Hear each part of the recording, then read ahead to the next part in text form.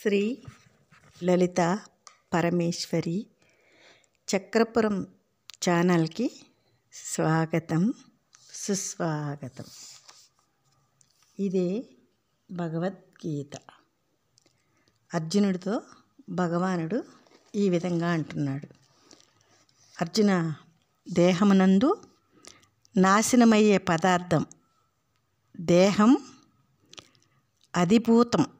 దేహమును ధరించి జీవుడు జగత్వాసనా స్వరూపుడు. జీవభావంలో జీవుడు ఆరాధించే జీవభావం అధిదైవం.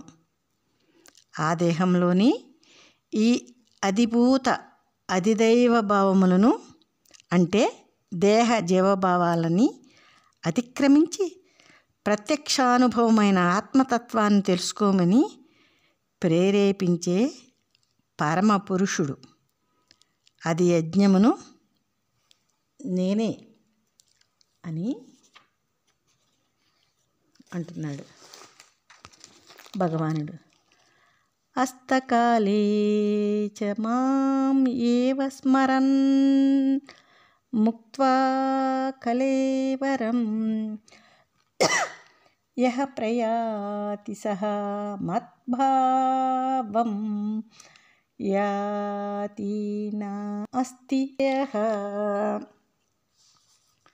అవసాన కాలంలో కూడా నన్నే తలుచుకుంటూ దేహాన్ని విడిచిన మానవుడు నన్నే పొందుతున్నాడు.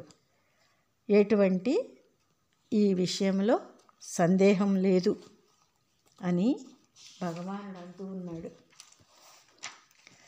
యం యం నా అపి స్మరన్ భావం త్యజతి అంతే కలేవరం తం తం ఏవ ఏతి కౌంతేయ సదా తద్భావ భావితః.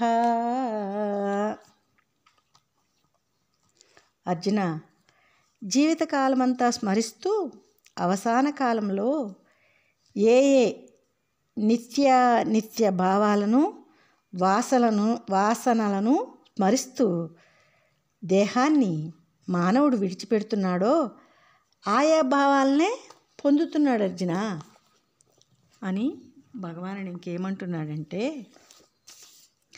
తస్మాత్ సర్వేషు కాలేషు మాం అనుస్మర యుధ్య చ మయి అర్పిత మనః బుద్ధిః మాం ఏవ యేష్యసి అసంశయః. ఎప్పుడు నన్ను విడవకుండా స్మరిస్తూ ఉండు. ఇలా స్మరించటానికి ఎప్పుడు యుద్ధ ప్రయత్నంతో సాధన కర్మను కూడా ఆచరించు.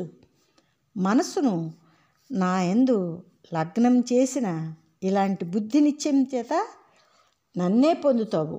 ఎటువంటి సంశయం లేదు అర్జున అంటున్నాడు భగవానుడు. అభ్యాస యోగ యుక్తేన చేతసా అన్యగామీన పరమం పురుషం దివ్యం యాతి పార్థ అనుచింతయన్.